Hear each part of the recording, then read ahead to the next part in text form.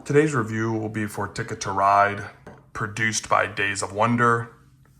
This is a fairly common game that I believe most people will have either played before or at least seen on shelves. Quality, I give a 6.5 out of 10. Cards have a nice feel to them, but they are fairly small.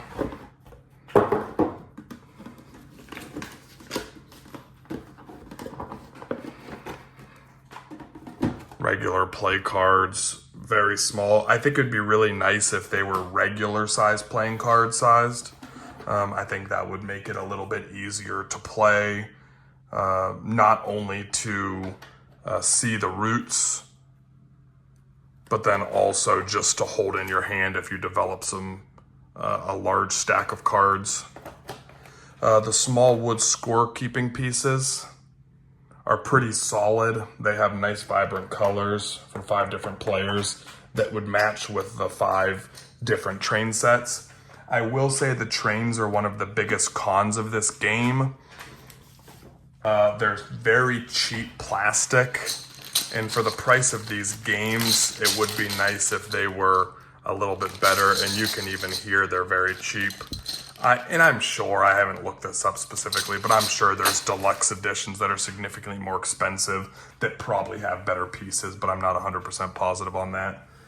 Next, ease of play, 7.5.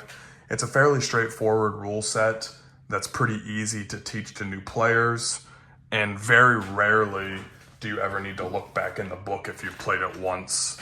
The whole rule book is just these 2 pages, and then the one back page is all of the rules. So pretty easy to teach, pretty easy to remember.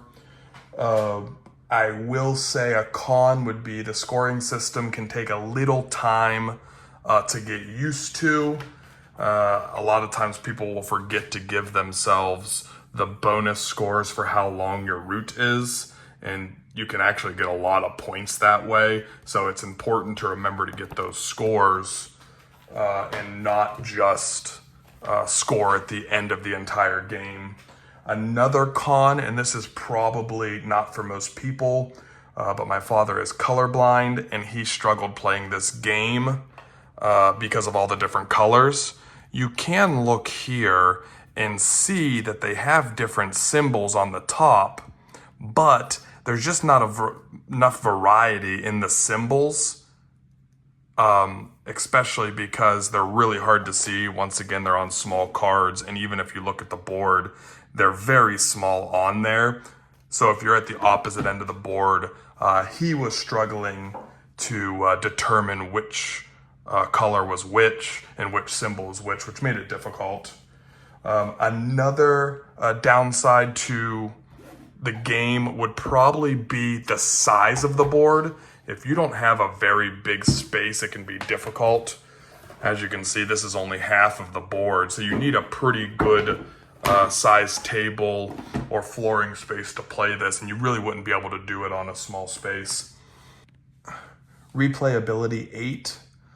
Although games can get somewhat long, if more than 2 or 3 players are playing, I usually still want to try to fit in another game, even after a longer session. There seems to be enough variety in the game, even if you're playing against the same person, to make each game feel different. Everyone, when you're picking through the cards to decide at the beginning which route you are going to do, as you can see, there's a bunch of options. So the likelihood of you having a similar game is very low.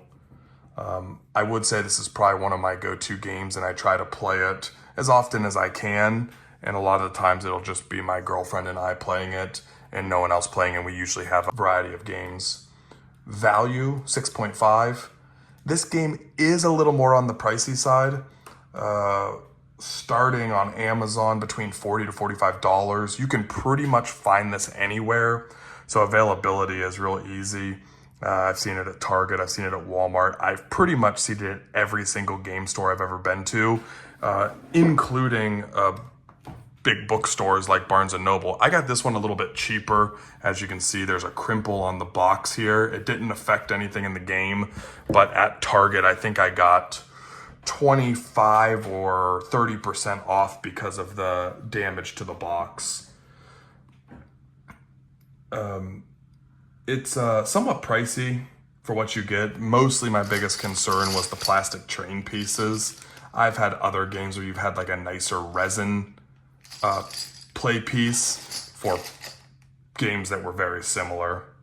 Fun factor, 9. As I stated before, this is one of my favorite games to play. I find it to be very enjoyable. The downsides I talked about before, although the quality of the trains aren't that great, the size of the cards are a little bit small. It's just such a fun game to play and to spend time with other people. Like I stated, I try to play this once per month, if not at least once every other month, just because I find it enjoyable. Total score will be an 8. Please make sure to like and subscribe. Feel free to comment with any future requests for game reviews or any suggestions for further topics.